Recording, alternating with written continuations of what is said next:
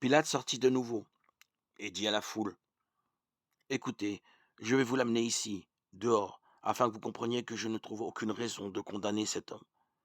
Jésus sortit donc. Il portait la couronne d'épines et le manteau rouge foncé. Et Pilate leur dit: «Voilà l'homme.» Mais lorsque les chefs des prêtres et les gardes le virent, ils crièrent: «Clouez-le sur une croix! Clouez-le sur une croix!»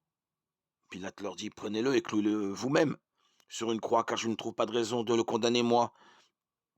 Les Juifs lui répondirent: «Nous avons une loi, et selon cette loi, il doit mourir, car il a déclaré qu'il était le Fils de Dieu.» Quand Pilate entendit ces mots, il eut encore plus peur. Il rentra dans le palais, demanda à Jésus: «D'où es-tu venu?» Mais Jésus ne lui donna pas de réponse. Pilate lui dit alors: «Tu ne veux pas me parler? Ne sais-tu pas que j'ai le pouvoir de te relâcher et que j'ai aussi le pouvoir de te faire clouer sur une croix?» Jésus lui répondit: «Tu n'as aucun pouvoir sur moi, à part celui que Dieu t'a accordé d'en haut. C'est pourquoi l'homme qui m'a livré à toi est plus coupable que toi.»